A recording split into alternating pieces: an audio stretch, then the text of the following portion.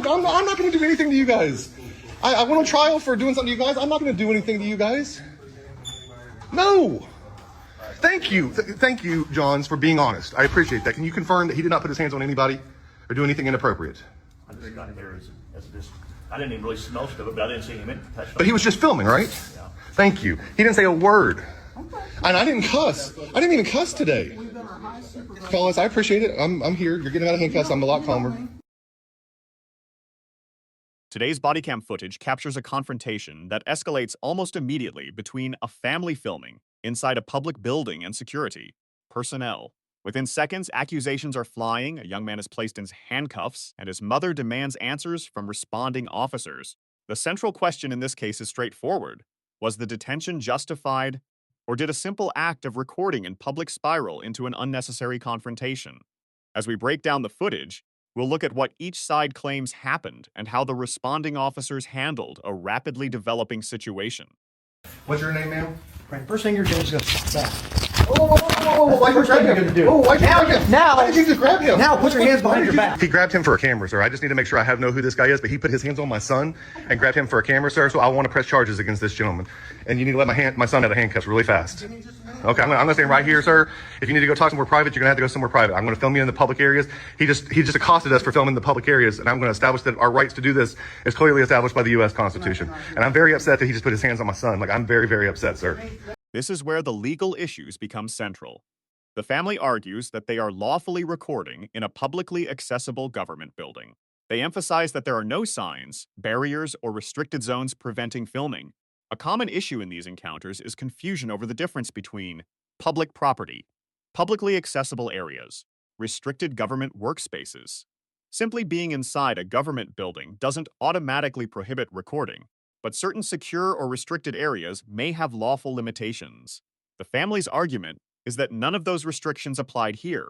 This becomes less about personalities and more about whether everyone involved understood the applicable rules. You need to get a lot of supervisors and get the cameras, because this is bad, guys. This is very bad. Somebody needs to get my son out of handcuffs really fast, guys. Get my son out of handcuffs.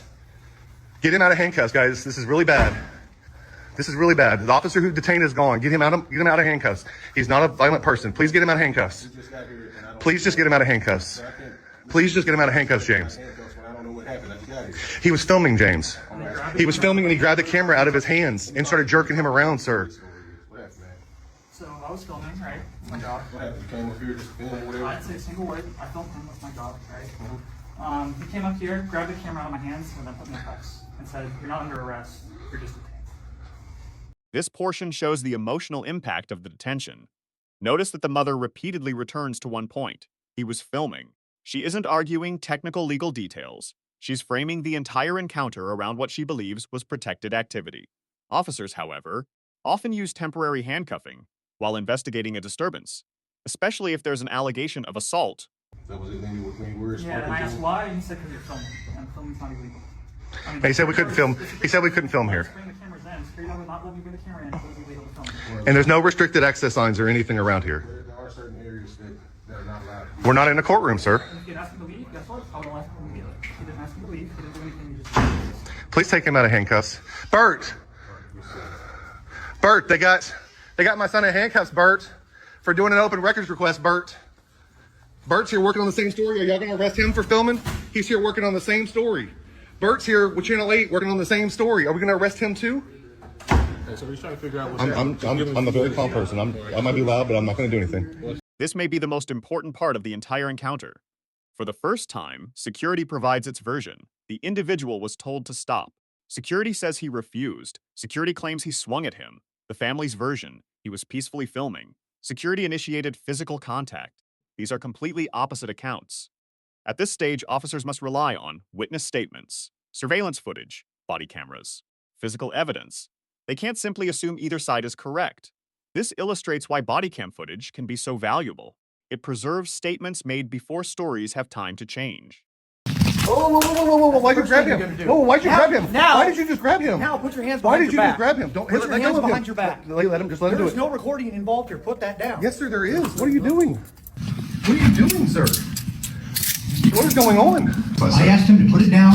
He swung at me. No, he did not, sir. Bert, they got They got my son in handcuffs, Bert, for doing an open records request, Bert. Bert, you're working on the same story. Are y'all going to arrest him for filming? He was just a military. Can you get him out of handcuffs, please? I- Call as us. soon as Get I- him out of handcuffs, sir. Please, just get him out of handcuffs. Watch the video. My son does not do anything to anybody, and you're just get him out of handcuffs. Call us. If you cooperate with me, This changes the dynamics. The mother argues that another journalist is engaged in essentially the same conduct without interference. Her point is simple. If filming is illegal, why isn't everyone filming being detained? She's attempting to highlight what she sees as inconsistent enforcement.